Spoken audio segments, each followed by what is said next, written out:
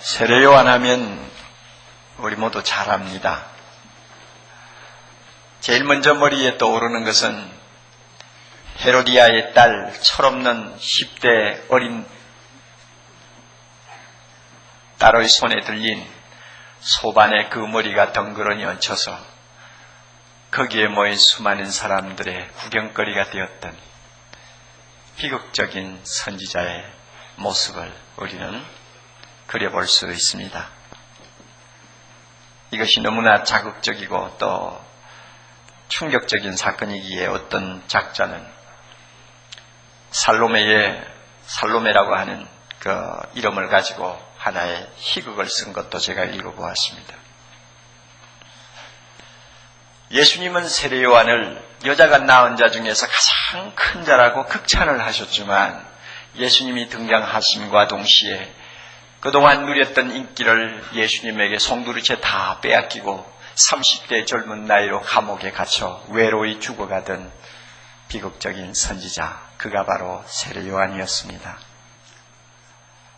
만약에 세례 요한이 한 100년만 좀 더 일찍 태어났더라면, 그리고 한 100년 전에만 그가 할 수 있는 사역을 했더라면 구약의 화려한 선지자들처럼 자기의 입지를 더 확고히 세웠을 것이고 많은 사람에게 더 큰 영향을 주었을 것이고, 그리고 그의 빛은 오랫동안 사그러지지 아니하고 빛이었을 것입니다.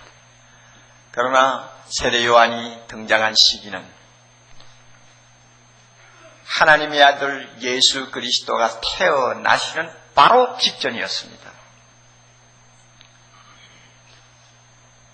예수님은 세례 요한을 작은 등불이라고 비유를 하셨는데, 작은 등불이지만 그 등불이 초저녁에 불을 밝히고 있으면 사람들이 그 빛 아래로 모입니다. 그리고 그 등불은 굉장히 모든 사람에게 사랑을 받습니다.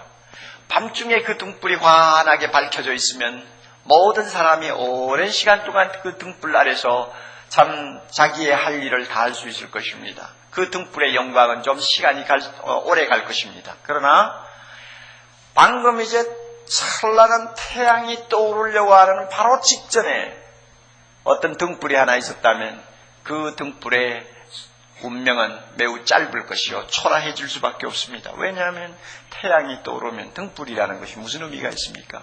세례 요한의 입장은 바로 해가 떠오르는 바로 직전에 등불과 같았습니다. 그러니까 인간적으로 보면 굉장히 동정이 가는 사람이라고 말할 수 있습니다. 사람 눈에는 그렇게 비치지만 하나님의 나라의 큰 흐름 속에서 볼 때 예수님의 말씀과 같이 세례 요한처럼 위대한 사람이 없었습니다. 우리는 오늘 세례 요한을 통해서 무엇을 배울 수 있는지를 마음에 퀘션으로 담고 하나님의 말씀을 보아야 합니다. 세례 요한은 하나님의 말씀을 능력 있게 전하는 은사는 받았지만, 권세는 받았지만 표적과 기사, 이적을 행하는 능력은 받지를 못한 사람이었습니다. 그렇게 보면 사람들의 인기가 없을 것 같은데 오히려 반대로 세례 요한의 그 말씀 앞에 많은 이스라엘의 경건한 자들이 몰려들었습니다. 그리고 세례 요한의 인기가 치솟으면서 사람들의 마음에 어떤 상상이 싹트기 시작했습니다. 저분이 우리가 지금까지 기다리던 메시아가 아닐까. 그만큼 사람들이 메시아로 그분을 주목할 만큼 세례 요한은 능력이 있었고 권위가 있었습니다. 많은 유대인들에게 소망이었습니다. 나중에 메시아를 가장 싫어하던 사람들, 메시아가 올까 싶어서 전전긍긍하던 유대 나라의 타락한 지도자들까지도 가만히 있을 수가 없어서 자기들의 부하를 보내서 세례 요한에게 그 신부를 밝히라고 독촉하는 장면이 오늘 우리가 읽은 본문에 나옵니다. 그들이 찾아와서 세 가지 질문을 던졌습니다. 19절에 보면 네가 누구냐? 네 정체를 밝혀라 하는 말이고, 그 다음에 22절에 보면은 너는 내게 대해서 무엇이라고 하느냐? 다시 말하면 너는 너를 어떻게 생각하느냐? 하는 건방진 질문입니다. 어떻게 보면 굉장히 모욕적인 질문입니다. 그리고 세 번째는 25절에 어찌해서 세례를 주느냐, 무슨 권세로 내가 세례를 주느냐 하는 이런 질문을 던졌습니다. 우리가 이런 질문을 받으면서 대답하는 세례 요한을 놓고 참 배울 것이 있습니다. 정말 중요한 교훈이 있습니다. 세례 요한은 철저하게 자기 위치를 지켰습니다. 모든 사람들이 자기를 메시아로 주목할 만큼 그 인기가 올라가고 그 권위가 올라가면 사람인지라 약간 잘못될 수도 있는데 세례 요한은 철저하게 자기 위치에 서 있었습니다. 그리고 자기에게 던지는 질문을 대답하면서도 그는 분명히 자기가 누구라는 것을 밝혔습니다. 이런 의미에서 세례 요한은 우리에게 교과서적인 인물입니다. 그러면 왜 세례 요한은 자기가 얼마든지 추앙을 받을 수 있는 그런 유혹적인 분위기에서도 조금 더 탈선하지 않냐고 자기 위치를 지킬 수 있었느냐?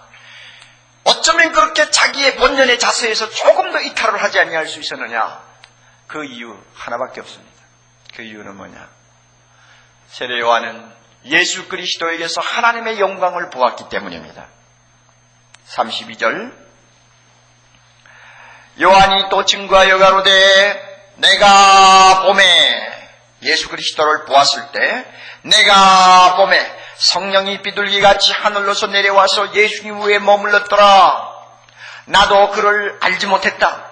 그가 어떤 사람인지 내가 몰랐다. 그러나 나를 보내어 물로 세례를 주라 하신 하나님께서 나에게 말씀하시되 성령이 내려서 누구 위에든지 머무는 것을 보거든 그가 곧 성령으로 세례를 주는 이인 줄 알라. 다시 말하면 하나님이 보내신 하나님의 아들 메시아인 줄 알라. 하나님께서 나에게 그렇게 말씀하셨기에 내가 세례 주면서 그분 머리 위에 비둘기같이 성령이 임하는 것을 보고 그가 하나님의 아들이심을 증거하였노라. 그렇게 그는 고백하고 있습니다.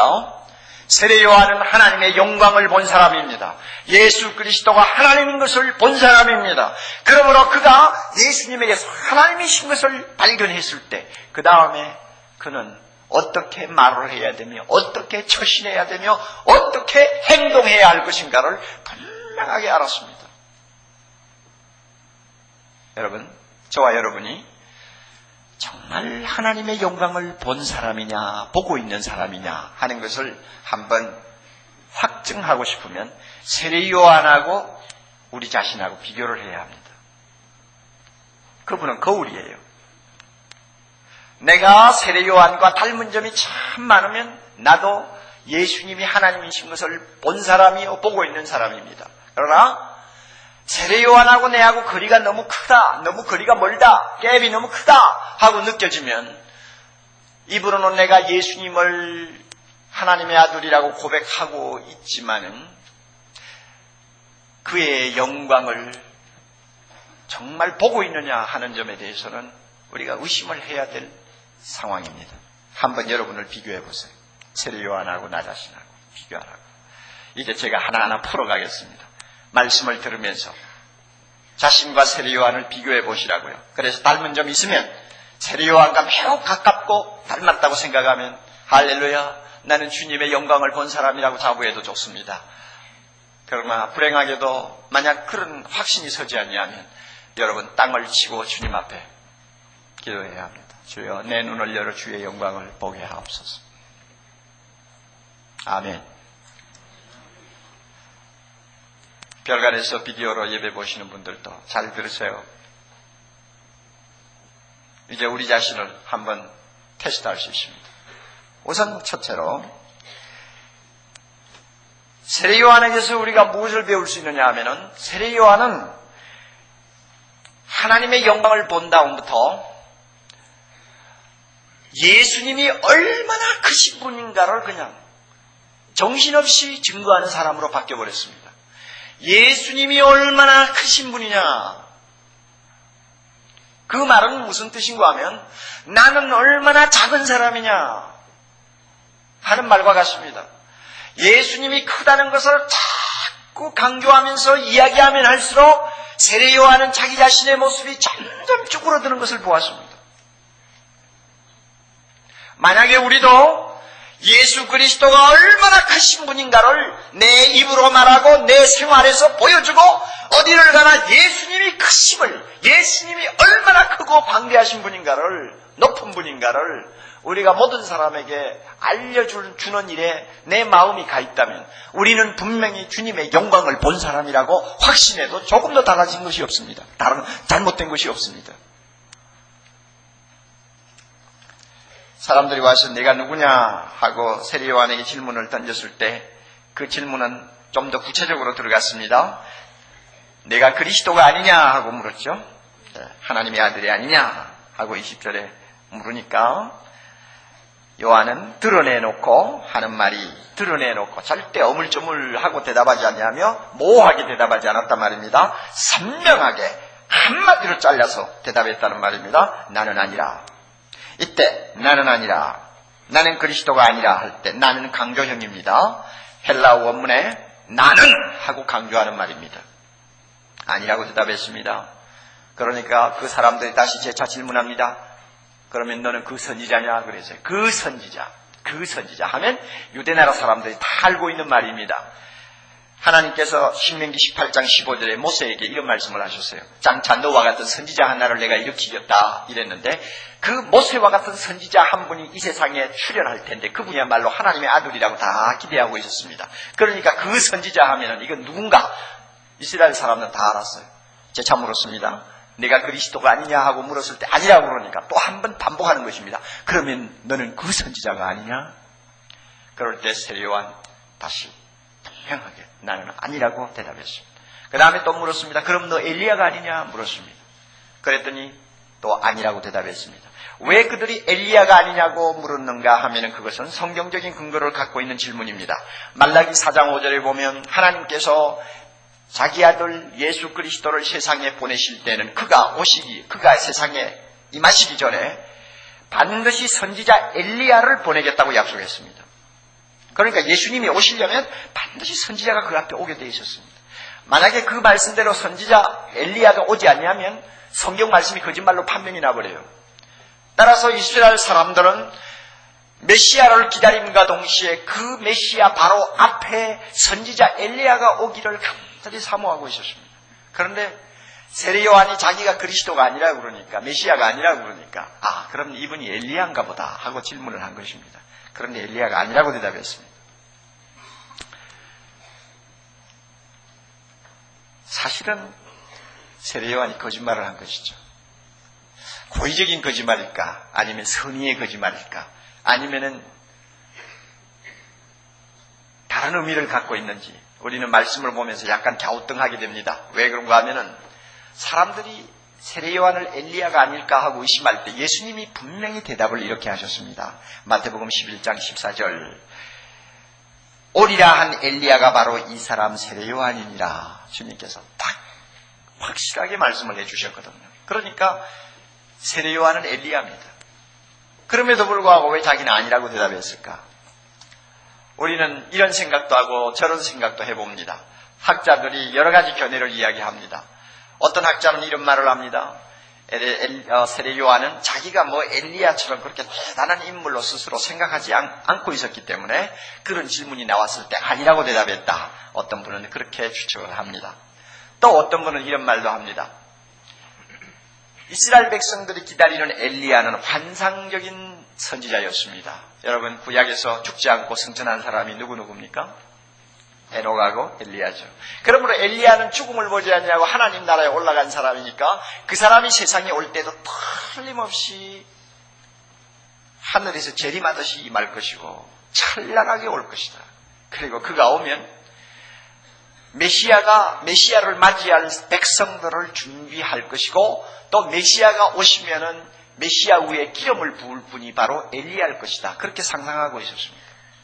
그러니까 유대나라 사람들이 기다리는 엘리야는 매우 환상적이었습니다. 이것을 잘 꿰뚫려 보고 있었던 세례 요한은 자기와 같이 약대 털옷을 입고 메뚜기를 먹으면서 그저 수도승이나 다름이 없이 초라하게 사는 사람, 자기는 너희들이 기다리는 그런 환상적인 엘리야가 아니다 하는 식으로 대답을 했다고 보는 것입니다. 저는 그 해석은 참 좋은 해석이라고 생각합니다.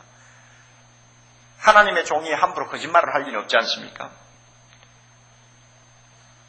그러나 세례 요한은 엘리야였습니다. 세례 요한을 잉태해서 낳게 된 그 부모가 있었죠. 사가랴하고 엘리사벳입니다. 사가랴에게 천사가 찾아와서 이런 예언을 했습니다.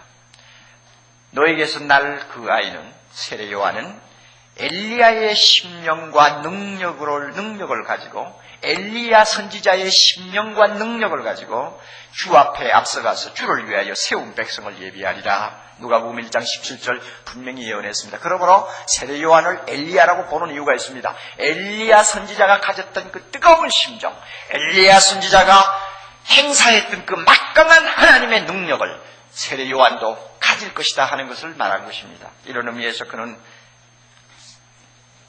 엘리야 선지자나 같았습니다. 여러분, 이런 그 질문과 대답을 놓고 볼 때 우리는 분명히 하나 결론을 내릴 수 있습니다. 세례 요한은 철저하게 백성들로 하여금 누구를 주목하게 만듭니까? 예수님만을 주목하게 합니다. 그리고 나를 보지 말라고 말합니다. 나를 보지 말라, 예수님하고 나하고 비교하지 말라 하는 그런 자세를 취하는 것을 더 잘 알 수 있습니다. 더욱이 사람들이 와, 그러면 너 엘리야도 아니고 메시아도 아니면 왜 세례를 주느냐 하고 다그쳤죠. 그럴 때 세례 요한 대답이 또 분명합니다. 자, 어디 봅니까? 여러분, 왜 세례 주느냐고 물었을 때에 대답을 이렇게 합니다. 31절. 나도 그를 알지 못하였으나, 다시 말하면 나도 예수 그리스도가 하나님의 아들이신 줄 알지 못했지만, 내가 와서 물로 세례를 주는 것은, 왜 내가 물 세례를 왜 주느냐? 그 이유는 그 예수님을 이스라엘에게 뭐 하려 함이라? 나타내려 함이라. 예수님이 세상에 오셨다는 것을 모든 사람들에게 선포하기 위해서, 보여주기 위해서 나는 물로 세례를 준다 하는 이야기입니다.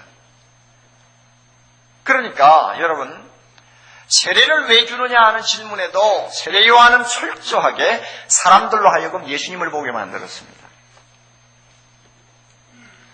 이런 세례 요한의 말과 자세를 보면 세례 요한의 중심에 무엇이 있는가를 우리는 읽을 수 있습니다.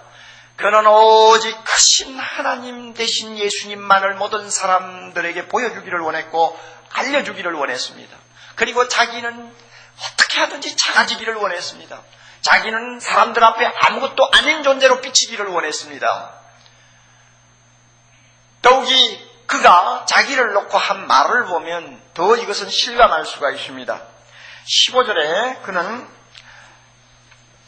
예수님을 일컬어 하시는 말씀이 나보다 예수님은 앞섰다고 말합니다. 그리고 왜 앞섰느냐 하면은 그는 나보다 먼저 계시기 때문이다. 그렇게 말을 합니다. 봤습니까? 30절도 보세요. 똑같은 말을 합니다. 나도 그를 알지 못했지만은, 아니요, 30절. 내가 전에 말하기를 내 뒤에 오는 사람이 있는데 나보다 뭐 했다고 그랬어요? 앞섰다. 그가 나보다 앞선 것은 나보다 먼저 계심이니라. 바로 이분이 그분이다 그랬어요. 그러면 여러분, 나보다 앞섰다는 말이 이상하잖아요. 인간적으로 볼 때는 누가 먼저 났어요? 세례 요한이 6개월 먼저 났죠. 6개월 먼저 난 것도 대단하죠. 사역도 누가 먼저 시작했습니까? 세례 요한이 먼저 시작했죠. 지금 한참 인기 절정에 있는 사람입니다. 그러므로 모든 면에서 보았을 때는 세례 요한이 선배요, 세례 요한이 앞섰습니다. 그럼에도 불구하고 그는 예수님이 자기보다 앞섰다고 말합니다. 그 앞섰다고 말하는 이유가 어디 있느냐? 나보다 먼저 계심이라. 나보다 먼저 계심이라는 말을 쓰면 요한복음 1장 1절이 해석합니다. 무엇을 이야기하는 것입니까? 예수님은 태초부터 계신 하나님이라는 것을 말하는 것입니다. 그러니까 예수님을 하나님이라고 이렇게 증거할 때에 그 예수님을 얼마나 크게 지금 이야기하고 있습니까? 그리고 자기는 얼마나 초라한 모습으로 돌아갑니까? 더욱이 27절에 나는 예수님의 신들매 풀기도 감당치 못할 사람이다 하는 말까지 합니다. 구두에 신발을 묶어주고 풀어주는 것, 요사이 우리 세상에서는 자기가 다 하지 남이 해줍니까? 그러나 옛날 고대 사회에는, 특히 유대 나라에서는 이 주인의 신발을 묶어주고 풀어주는 일은 천한 종이 하는 일입니다. 노예가 하는 일입니다. 유대나라 랍비들은 스승과 제자 관계에서 이런 말을 했습니다. 아무리 제자가 스승을 존경한다고 할지라도 다른 일은 다 제자가 스승을 위해서 할 수 있지만 선생의 신발을 묶어주고 풀어주는 일은 해서는 안 된다고 했습니다. 왜냐하면 그것은 제자가 할 도리가 아니라는 것입니다. 천한 종이나 하는 일을 아무리 스승을 존경한다고 할지라도 제자가 그런 일을 해서는 안 된다고 가르칩니다. 그러니까 얼마나 형편없는 일입니까? 얼마나 하찮은 일입니까? 그렇다면은 세례 요한이 예수님과 자기를 비교해서 자기는 예수님의 신발의 끈을 풀어줄 만한 자격도 없는 사람이라 이렇게 말할 때는 자기는 종보다 더 낮은 존재다 그 말입니다. 예수님 앞에 아무것도 아니라는 말입니다. 또 그는 더 기가 막힌 말을 했습니다. 23절에 보면 자기를 일컬어서 광야에 외치는 소리라고 말합니다. 소리는 잠깐 들리다가 없어지는 것입니다. 바람과 같은 것입니다. 왕이 올 때 나팔 소리가 들리면 아무도 나팔 소리 주목하는 사람 없습니다. 오직 왕을 쳐다봅니다. 세례 요한은 하나님 대신 예수님 앞에서 무엇과 같으냐? 금방 들리다가 없어지는 소리와 같다고 했습니다. 자기 존재는 사람에게 보일 필요도 없고 사람들에게 나타날 필요도 없다고 생각합니다. 자기는 할 수만 있으면 숨어야 되고 할 수만 있으면 보이지 않아야 되고 예수님 앞에서는 할 수만 있으면 작아져 버려서 나중에는 존재가 없어져야 된다고 세례 요한은 생각하는 것입니다. 자, 여러분, 왜 세례 요한이 이와 같이 겸손할 수 있습니까? 예수님에게서 하나님의 영광을 보았기 때문입니다. 하나님과 인간을 어떻게 비교할 수 있습니까? 세례 요한은 철저하게 인간입니다. 창조자와 피조물을 어떻게 비교할 수 있습니까? 세례 요한은 철저하게 피조물이었습니다. 거룩한 자와 죄인을 어떻게 같이 나란히 놓고 말할 수가 있습니까? 세례 요한은 철저하게 죄인이었습니다. 한 줌에 흘게 지나지 않는 존재입니다.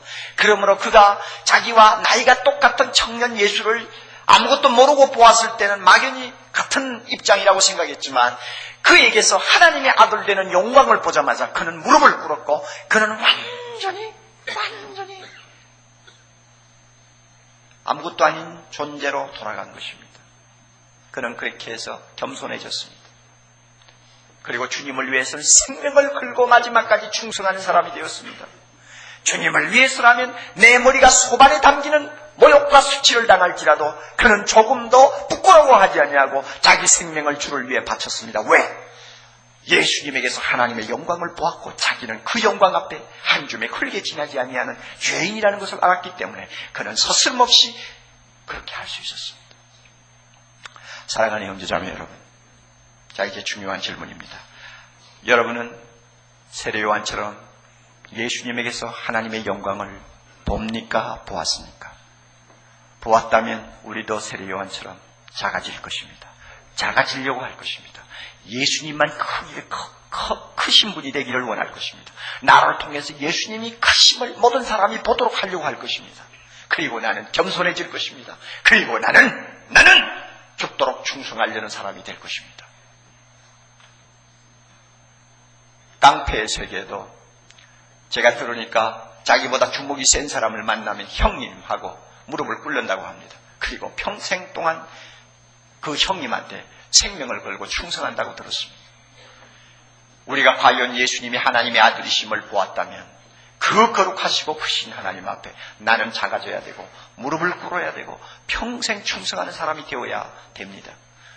우리 모두 주님의 영광을 보았다면 저나 여러분이나 그런 사람이 되어야 합니다.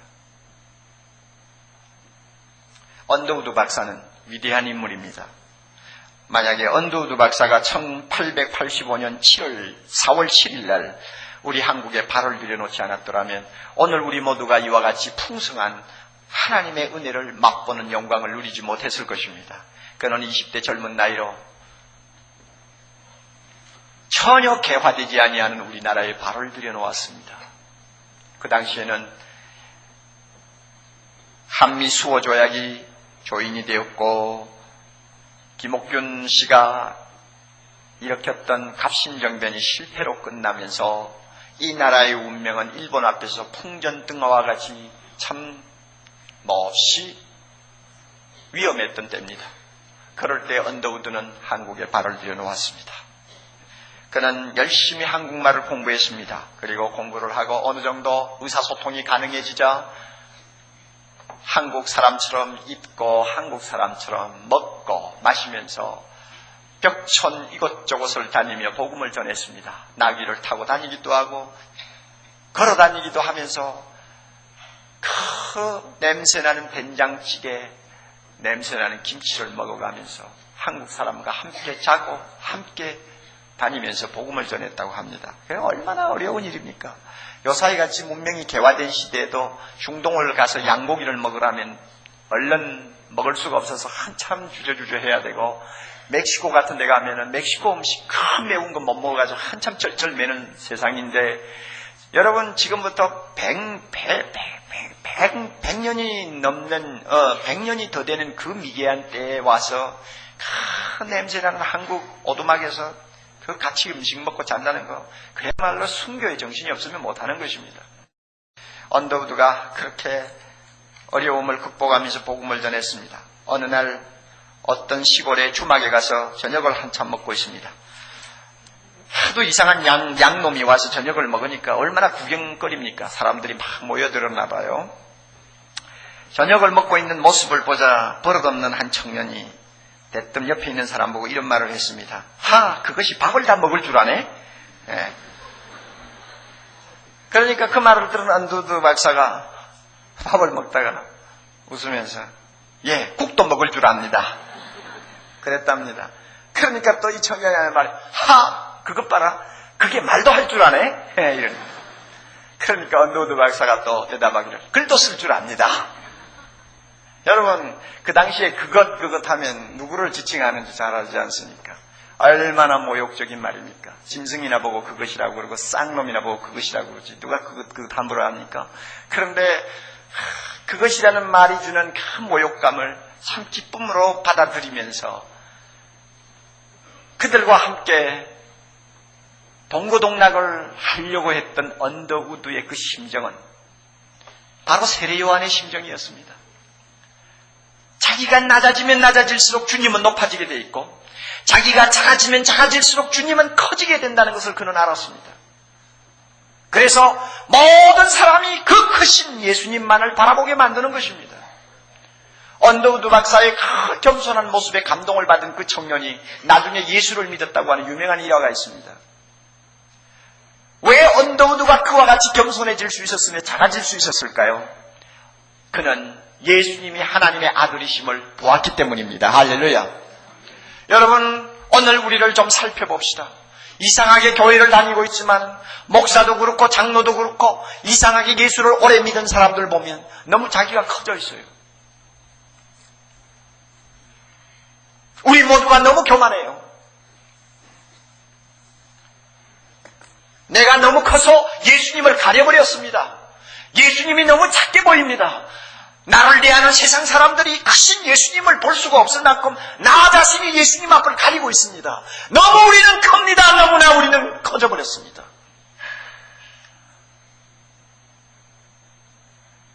왜 이렇게 될까요? 주님의 영광을 우리가 희미하게 보고 있든지 보지 못한다는 증거라고 생각합니다. 예수님이 그렇게 크신 분이라는 것을 세례 요한처럼 안다면 저나 여러분이나 생명 걸고 충성할 것입니다. 여러분, 세상에서 가장 위대한 발견이 뭡니까? 내가 생명 바쳐 충성하고 죽을 수 있는 어떤 대상을 발견하는 것 아닙니까? 그 이상 더 큰 발견이 어디 있습니까? 내가 생명 걸고 죽을 수 있는 의미가 있고 보람이 있는 대상을 발견하는 것 이상 더 위대한 발견이 어디 있느냐고요. 많은 사람이 그 위대한 발견이 없었기에 인생을 대이처럼 살다가 가는 것이고 인생을 되는 대로 먹고 살다가 가는 것입니다. 그러나 내가 생명을 걸고 충성할 수 있는, 그리고 아무리 충성하고 아무리 세례 요한처럼 비참하게 죽어도 후회하지 아니할 만큼 내가 충성할 수 있는 위대한 분을 발견했다면 그 사람은 그야말로 인생을 정말 멋지게 사는 사람 아닙니까? 세례 요한은 예수님에게서 그 놀라운 발견을 했어요. 오늘 우리가 예수님이 하나님의 아들이심을 진짜 보았으니까 그렇다면 세례 요한처럼 생명 걸고 충성하려고 하는 뜨거움이 우리 마음에 있어야 합니다. 목숨을 걸고 주를 위해서, 언더우드 박사처럼 목숨을 걸고 주를 위해서 그를 기쁘게 하고 그를 높이는 일에 최선을 다하려고 할 것입니다. 그러나 실상 오늘 우리의 모습을 보면 그렇지 않는 것 같습니다. 많은 사람에게 예수님은 자기의 신발을 풀어주는 분이 예수님이고 신발을 신겨주는 분이 예수님이라고 착각하고 있습니다. 그만큼 자기는 커버렸고 예수님은 초라해졌습니다. 그러고도 그것이 얼마나 잘못되었다는 것을 모르고 지냅니다. 사랑하는 형제자매 여러분, 우리 모두 정말 주님의 얼굴을, 주님의 영광을, 주의 영광의 광채를 믿습니까? 정말 깨달았습니까? 정말 체험했습니까? 그렇다면 세례 요한처럼 되어야 합니다. 저도 그렇고 여러분도 그렇습니다. 만약에 세례 요한하고 내하고 비교해서 좀 거리가 멀다 싶으면 다시 말씀드립니다. 집에 돌아가서 땅을 치고 주님 앞에 엎드리시기를 바랍니다. 우리는 그의 영광을 보지 못하고 있는 것입니다. 세례 요한은 또 예수님이 우리에게 주신 은혜가 얼마나 놀라운 것인가를 계속 증거하고 있습니다. 세례 요한이 예수님을 증거하면서 예수님이 주시는 은혜를 두 가지로 요약하고 있습니다. 첫 번째 것은 29절에 나옵니다. 다 같이 한번 읽어볼까요? 이튿날 요한이 예수께서 자기에게 나오심을 보고 가로되 보라, 세상 죄를 지고 가는 하나님의 어린 양이로다. 세상 죄를 지고 가는 하나님의 어린 양이로다. 예수님이 지나가시는 것을 보고 세례 요한은 소리를 버럭 질렀습니다. 보라! 세상의 모든 사람들아 보라, 하나님이 너희들의 죄를 짊어지기 위해서 저기 와 계신다. 하나님이 너희들의 죄를 짊어지려고 저기 와 계신다. 보라, 저분을 보라. 예수님이 우리에게 주시는 은혜 중에 가장 큰 은혜는 우리의 죄를 속해 주셨다는 것입니다. 나의 죄를 그가 대신 짊어지시고 하나님 앞에 용서받게 해주셨다는 것입니다. 자기의 피로 우리의 죄를 덮어주셨다는 것입니다. 이것을 위해서 예수님은 하나님으로서 이 세상에 오셨습니다. 세례 요한은 그 놀라운 은혜를 지금 증거하는 것입니다. 여러분, 우리 곰곰이 한번 생각하면서 스스로 조용히 자문자답해 봅시다. 내가 뭐길래 하나님이 내 죄를 짊어져야 되는가? 내가 뭐길래? 여러분, 내가 뭐길래 하나님이 내 죄를 짊어져야 합니까? 그 사실 앞에 우리 모두가 황송함을 느껴봅니까? 그 은혜 앞에 우리 모두가 감격을 주체하지 못해서 어찌할 바를 모르는 여러분 은혜를 한번 느껴봅니까? 내가 뭐길래 하나님이 나의 죄를 대신 짊어집니까? 요한은 바로 그 예수님을 보라고 이야기합니다. 주님이 주시는 그 대속의 은혜를 보라고 소리칩니다.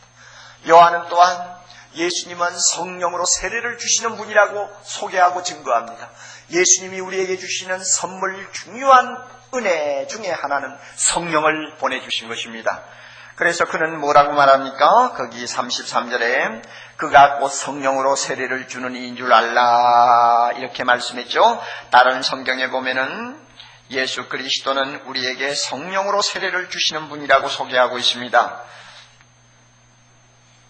성령은 누가 보내주셨습니까? 어디 여러분 대답을 어떻게 하시나 제가 좀 궁금한데 한번 들어볼까요? 성령은 누가 보내시는 것입니까? 누가 주시는 선물이요? 예수님이 주시는 선물이요? 전부입니까? 대답이 전부예요?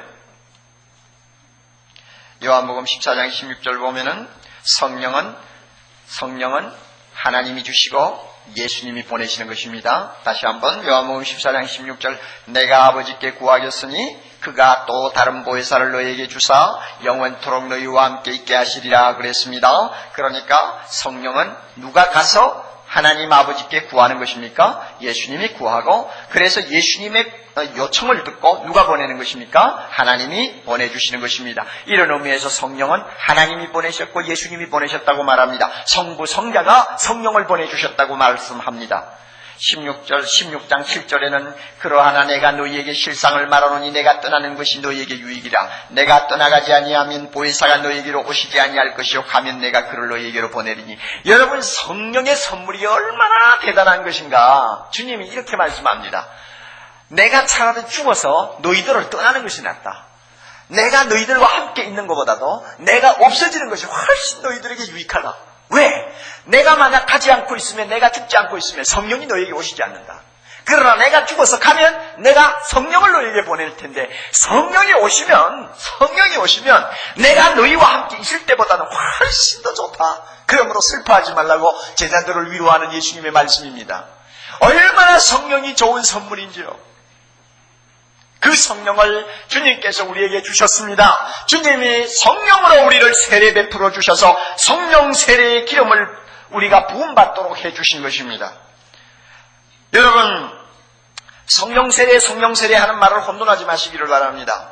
성령 세례에 대한 말은 너무나 요란하게 토론이 되고 있고, 그것 때문에 교파도 갈리고 교회도 갈라지고 별별 일이 다 일어납니다만은, 여러분 분명히 알아두세요. 성령 세례는 주님이 주시는 선물입니다. 그러면 특정한 몇 사람에게 주시는 선물이 아닙니다. 사도행전 2장 17절에 있는 말씀대로 주님께서 말세에 모든 육체에게 부어주시는 선물입니다. 그러므로 예수를 믿는 사람은 하나도 예외 없이 그 선물은 받게 돼 있고, 받음으로써 주님의 백성이 되는 것입니다. 만약에 어떤 특정한 사람들만 받는 것이라면, 세례 요한이 예수님을 향해서 보라 성령으로 세례를 주시는 분이라고 외치는 것은 전부 거짓말이에요. 특정한 몇 사람에게나 해당되는 말이지 우리하고는 아무런 관계가 없는 말로 우리는 해석할 수가 있습니다. 그러면 성령 세례가 뭐냐? 예수 그리스도를 믿을 때 우리가 받는 성령의 은혜입니다. 그것은 체험적일 수도 있고 체험적이 아닐 수도 있습니다. 고린도전서 12장 13절, 우리가 유대인이나 헬라인이나 종이나 자유자나 다 한 성령으로 세례를 받아 한 몸이 되었고 또 다 한 성령을 마시게 하셨느니라. 이 말씀 뭐냐면, 주님이 왜 우리에게 성령을 주셨느냐? 자기와 하나 되기 위해서 성령을 주셨어요. 다시 말합니다. 자기와 예수 믿는 우리가 하나 되게 하기 위해서 주셨습니다. 여자와 남자가 함께 결혼하면 한 몸이 된다고 했죠. 우리가 성령을 받음으로 예수님과 내가 한 몸이 됩니다. 그러므로 성령을 받지 못한 사람은 예수님과는 관계가 없습니다. 또 예수님이 성령을 왜 우리에게 주시느냐? 그 이유는 우리가 자기의 소유라는 것을 분명히 하기 위해서 우리에게 도장 치느라고 성령을 주셨습니다. 에베소 4장 30절, 너희가 그 안에서 구속의 날까지 인치심을 받았느니라. 우리는 하나님의 소유가 되었습니다. 그러므로 성령을 받음으로 우리는 하나님이 도장친 사람이 되었습니다. 아무도 우리를 빼앗아갈 수가 없습니다. 하나님이 도장치셨어요. 만약에 여러분 성령 세례를 예수 믿는 사람들이 특별히 무슨 은혜를 받아가지고 체험하는 어떤 이상한 증세로 본다면 이거는 대단히 심각한 문제가 됩니다. 왜 그런가 하면은 저나 여러분이나 우리 중에 특별한 체험을 한 사람들은 전체 20%도 안 돼요. 방언을 한다거나 무슨 불이 가슴에 떨어진다거나 이상한 환상을 본다거나 아니면 막 자꾸 웃는다거나 입신을 한다거나 또는 무슨 환자를 고치는 어떤 능력을 입었다거나 하여튼 사람들이 말하는 그런 특별한 체험을 한 사람이 성령 세례를 받았다고 주장하면 그런 은혜를 체험한 사람은 우리 교회에서도 20%도 안 돼요. 그럼 나머지 80%는 성령 세례를 못 받았다는 이야기니까 요한이 우리에게 소개한 성령 세례 주시는 주님하고는 관계가 없는 사람들입니다. 더욱이 만약에 그런 체험을 성령 세례라고 말한다면 우리는 아직도 그런 체험이 없을 때는 예수님과 한 몸이 아닙니다. 아멘. 우리는 하나님의 것으로 인침을 받지 않았습니다. 누구든지 먼저 끌고 가서 인치면 됩니다. 우리는 소유주가 없습니다. 주인이 없어요. 여러분, 세상에 이런 식으로 평생 신앙생활 하다가 죽는 사람이 교회 안에 80% 이상이 된다면 여러분 성령 세례 해석을 바로 하는 것입니까? 체험은 어디까지나 체험이에요. 충만은 어디까지나 충만이요. 능력은 어디까지나 능력이요. 그것은 10번이고 20번이고 100번이고 체험할 수 있고 충만할 수 있고 능력을 행사할 수 있습니다. 그것을 우리가 탓하는 것 아닙니다. 주님 앞에 필요하면 우리는 얼마든지 그와 같은 능력과 체험을 사모할 수 있고 얻을 수 있습니다. 그러나 세례 요한이 증거하는 예수님의 놀라운 은혜의 선물, 성령으로 세례를 주신다는 것은 소수의 어떤 사람을 이야기하는 것 아니에요. 예수 믿는 모든 사람에게 주님이 주시는 선물을 가리키는 것입니다. 그 선물인 성령을 받을 때 우리는 주님과 한 몸이 되고 우리는 하나님의 것으로 인침을 받습니다. 할렐루야. 여러분 믿으시기 바랍니다. 만약에 성령이 오시지 않았다면, 예수님이 우리에게 성령을 주시지 않았다면 어떤 일이 일어날 것 같아요? 우리 한 사람도 예수 못 믿습니다. 그리고 주님이 십자가에서 닦아놓은 천국 가는 길은 텅텅 빈 고속도로가 되어버릴 것입니다. 아무리 예수님이 십자가에 죽으시고 3일 만에 부활하셨다고 해도 성령이 우리에게 임하시지 않았다면 우리는 그 구속의 사건하고 관계가 없습니다. 얼마 전에 북한에 다녀온 어느 목사님이 저보고 그래요.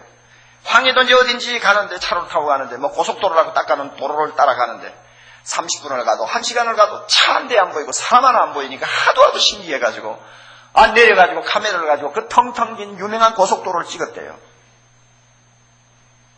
세상에 그런 데가 있어요.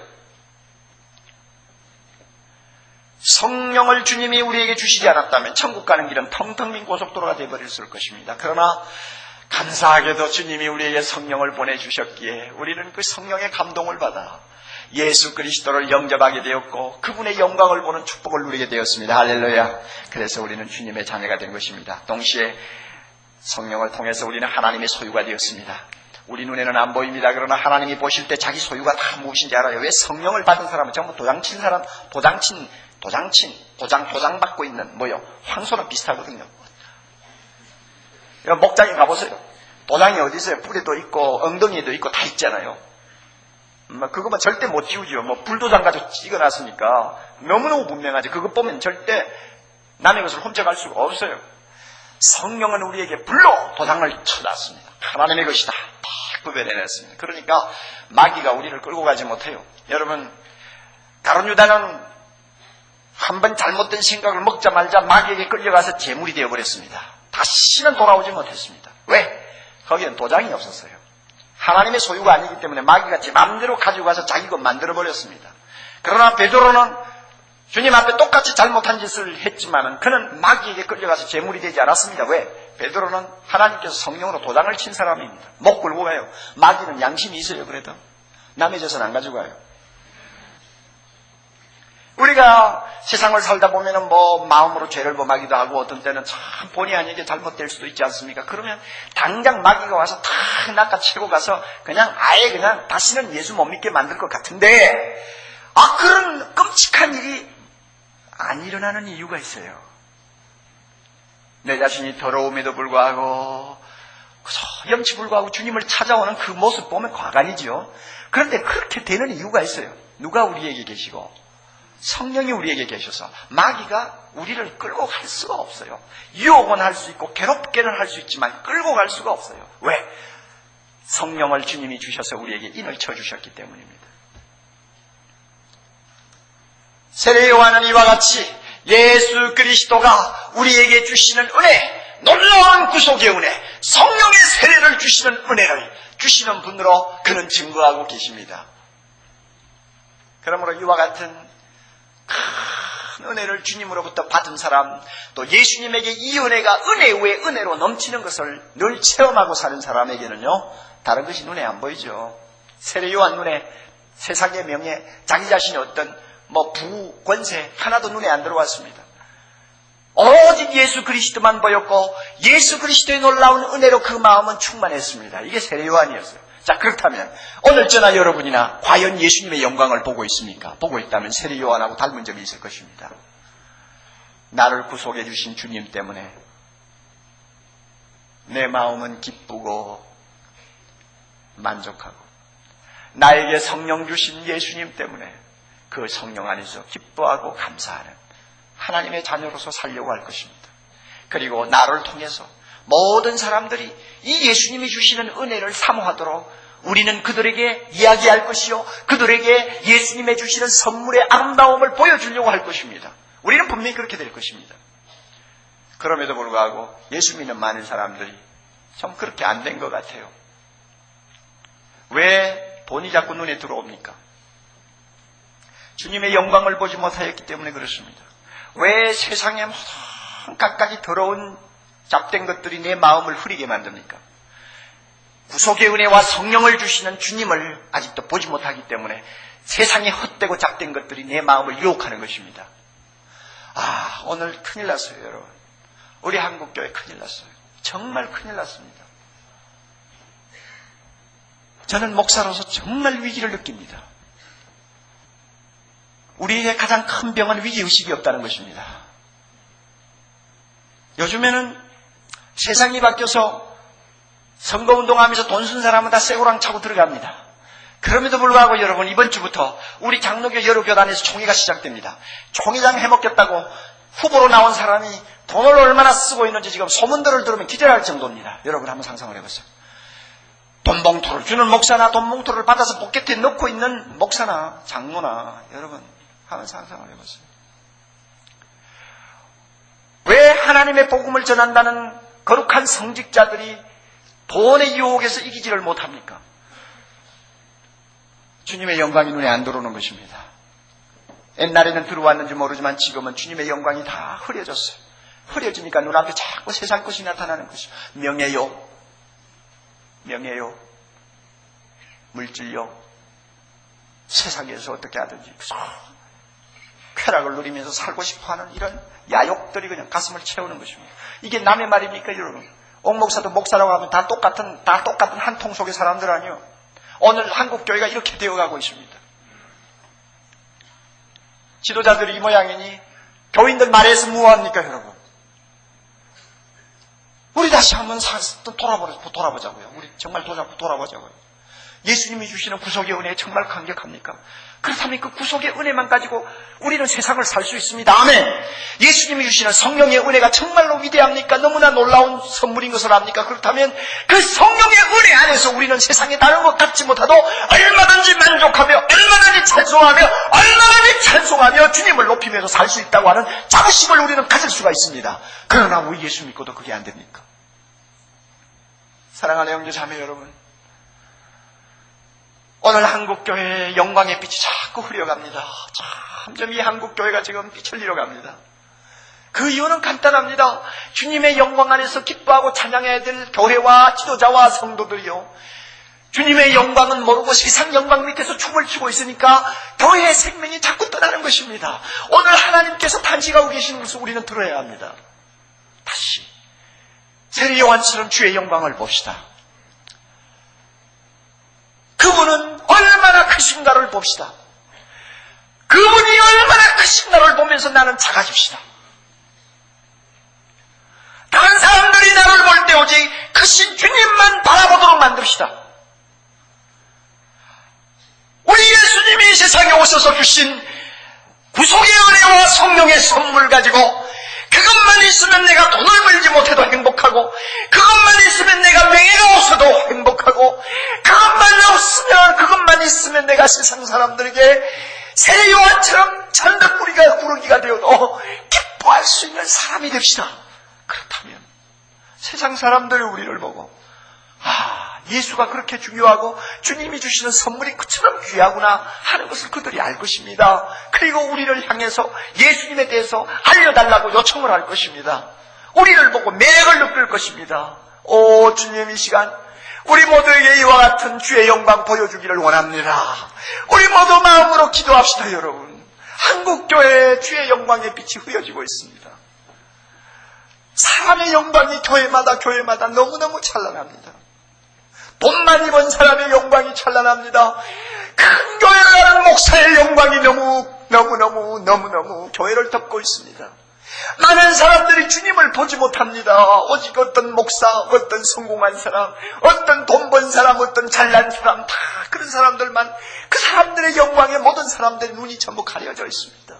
오늘 이 한국교회가 이렇게 지금 병들어가고 있습니다. 사랑하는 형제자매 여러분, 세례 요한처럼 주님의 영광을 보도록 합시다. 주님의 영광을 봅시다.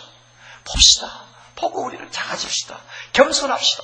주님을 위해서 충성합시다.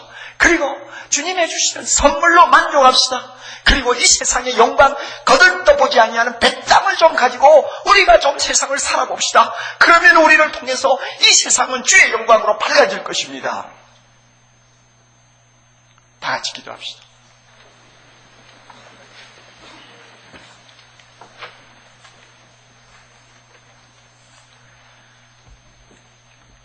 주님, 더러운 이 죄인의 죄를 용서하여 주시기를 바랍니다. 주님의 영광을 나 자신은 바로 보지 못하면서 성도들에게 주의 영광 보라고 소리쳐야 되는 종자식의 죄를 회개합니다. 용서해 주시고, 내가 작아지지 아니하며 낮아지지 아니하여 이 성도들이 주의 영광을 보지 못하는 일이 너무나 많음에도 불구하고 주님 앞에 아직도 내 자신 작아지지 못하는 허물을 사하여 주시기를 원합니다. 주님이 주시는 구속의 은혜, 성령의 은혜 그 하나만으로도 만족하고 한 세상을 굶주리고 허리띠를 조여매고 살아도 찬송하고 살아야 될 우리인데 너무나 세상 영광에 눈이 팔려 주님 앞에 부끄럽게 사는 종의 모습, 오늘날 사랑의 교회 성도들의 모습, 또 한국교회의 모습, 얼마나 주님이 탄식하고 계시겠습니까? 주여 이 모든 죄를 사하여 주시기를 간절히 원합니다. 주여 이 한국교회를 불쌍히 여겨주옵소서. 사랑의 교회를 불쌍히 여겨주옵소서. 이 한국교회 지도자들을 불쌍히 여겨주옵소서. 하나님의 진노가 임할까 심히 두렵사오니 아버지여 불쌍히 여겨주시고 우리 모두 세리요한처럼 눈을 뜨고 주의 영광을 보면서 우리 모두가 주님을 크게 증거하고 높이고 찬양하는 아름다운 은혜가 있게 해 주시옵소서. 예수님 이름으로 기도드리옵나이다.